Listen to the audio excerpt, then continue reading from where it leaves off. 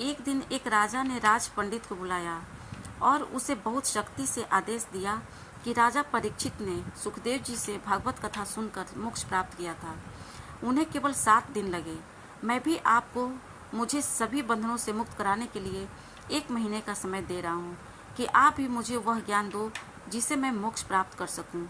यदि आप ऐसा नहीं कर पाए तो मैं आपकी सारी संपत्ति जब्त कर लूँगा और आपको मृत्यु दंड दूंगा। इस आदेश ने राज पंडित को अत्यधिक चिंतित कर दिया और चिंता में डूब गए। इस चिंता में वह अब न तो खाना खा सकता था और न ही सो सकता था। उसका तनाव दिन ब दिन बढ़ता ही जा रहा था।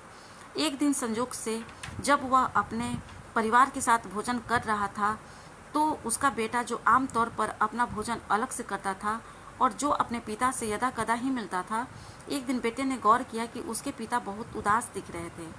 उसने अपने पिता से उदासी का कारण पूछा। राज पंडित उत्तर देने के लिए अनिच्छुक थे क्योंकि उन्होंने अपने बेटे से कुछ उम्मीद नहीं थी। उसकी माँ ने उसे परेशानी का पूरा कारण बता दिया। पुत्र बिल्कुल भी विचलित नहीं हुआ और उसने शांति से अपने पिता से कहा, पिताजी आप चिंता न करें और राजा से कहें कि मुझे अपना गुरु स्वीकार करके मेरे निर्देशों का अक्षरशः पालन करने के लिए कहें। पिताजी ने सोचा कि बेटा शायद उन्हें बचाने के लिए कोई तरकीब सोच रहा होगा, इसलिए वह उसे राजा के पास ले गया और राजा को अपने बेटे के प्रस्ताव के बारे में बताया। राजा मान गया और अगले दिन राज पंडित अपने पुत्र के साथ दरबार में गया।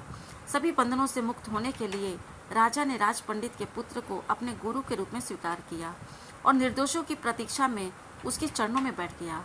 दरबार में भीड़ थी और सबकी निगाहें राजा और उनके गुरु पर टिकी थी। सभी को आश्चर्य हुआ जब राजा पंडित के पुत्र ने राजा से एक बहुत मजबूत रस्सी लाने को कहा। राज पंडित यह सोचकर बहुत परेशान हो गया कि उसका बेटा भला यह क्या मूर्खता कर रहा है। वह डर गया और सोचा कि क्या उसका बेटा किसी को रस्सी से बांधेगा या कहीं वो स्वयं राजा को ही तो नहीं बांध देगा।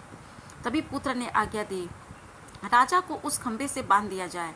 राजा वचन से बंधा था, इसलिए वह खंबे से बंधने के लिए सहमत हो गया।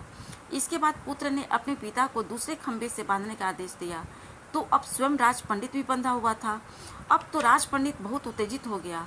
वह अपने बेटे को मन ही मन कोस रहा था, उसे दंडित करने की सोच रहा था। तभी उसके बेटे ने उसे निर्देश दिया, अब पिताजी आप राजा को खोल दीजिए। राज पंडित क्रोधित हो गया और क्रोध में चिल्लाया, अरे मूर्ख, क्या तुम नहीं देख सकते कि मैं स्वयं बंधा हुआ हूँ? क्या एक आदमी जो खुद बंधा हुआ है वो दूसरे आदमी के बंधन को खोल सकता है? क्या तुम नहीं समझते कि यह एक असंभव कार्य है? राजा ने अपने युवा गुरु को संबोधित करते हुए एक शांत और सम्मानजनक स्वर में कहा, मैं समझ गया मेरे गुरु, जो स्वयं सांसारिक मामलों में बंधा हुआ है, माया से बंधा हुआ है, वह संभवतः दूसरे व्यक्ति को मुक्त नहीं कर सकता।